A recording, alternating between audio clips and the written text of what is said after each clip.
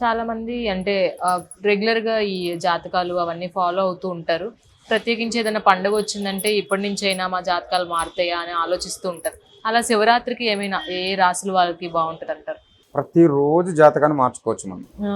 ప్రతిరోజు మీకు మీ ఊర్లో ఉన్నటువంటి ప్రతి గుడి మీ జాతకాన్ని మార్చే గుడి. మీ ఊర్లో గ్రామ దేవతలు ఉంటారు, కుల దేవతలు ఉంటారు, శక్తి పీఠాలు ఉంటాయి. ప్రతి గుడి కూడా మీ జాతకాన్ని మార్చేది. ఎందుకంటే అక్కడ ఇప్పుడు మన జాతకం బాగలేదు అంటే మనకు ఫోన్ లాంటి వాళ్ళం అనమాట.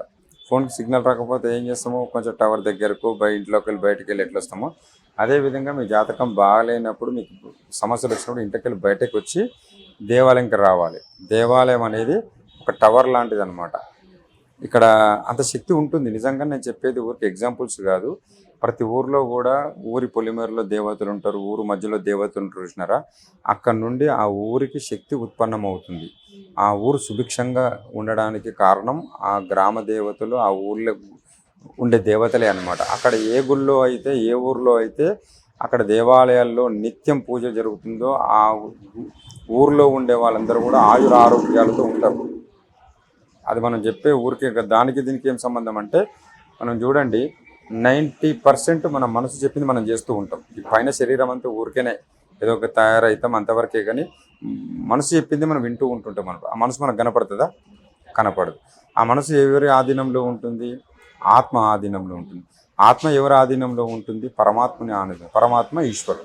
వాళ్ళంతా ఆడిపిస్తున్నటువంటి ఈ యొక్క నాటకం అనమాట. మనమంతా మనం అసలు పాయింట్ పట్టుకోము, వేరే పాయింట్ పట్టుకొని అయ్యో నేను ఇట్లా అలా అయిపోయింది, ఇలా అయిపోయిందని బాధపడుతూ ఉంటాం. మన ఏదైనా సమస్య వచ్చినప్పుడు తప్పకుండా మీ ఊర్లో ఉన్నటువంటి మీకు శక్తినిచ్చే దేవాలయాలకు వెళ్ళాలి. అట్లా అనమాట. ఇప్పుడు మళ్ళీ ఇందులో కూడా మనకు కుల దేవతలు, గ్రామ దేవతలు ఉంటుంటారు కదా. అందులో కూడా మీకు మీ కులదేవత మీకు ఎక్కువ శక్తి ఇస్తుంది, మీ గ్రామ దేవత మీకు శక్తి ఇస్తుంది. వీళ్ళందరూ కూడా మీకు జాతకాన్ని మార్చే శక్తులు అన్నమాట. జాతకాలకి కూడా మనము సైంటిఫిక్ రీజన్స్ ఉంటవి, మరి దాని పరిహారానికి సైంటిఫిక్ రీజన్ ఉంటుంది.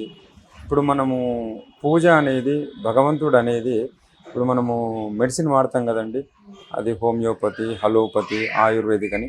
ఇది కూడా పూజ అనేది ఒక మెడిసిన్ ఇది శరీరానికి.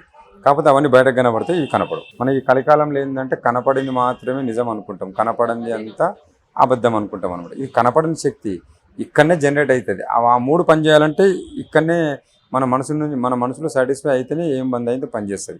మన మనసు సాటిస్ఫై ఉండాలంటే మనం భగవంతుని దగ్గర ఆరాధన అనేది ఉండాలి. మనసు కనపడదు, మనసే మెయిన్ రోల్ పోషిస్తుంది మన జీవితంలో. ఆ మనసే భగవంతుడు.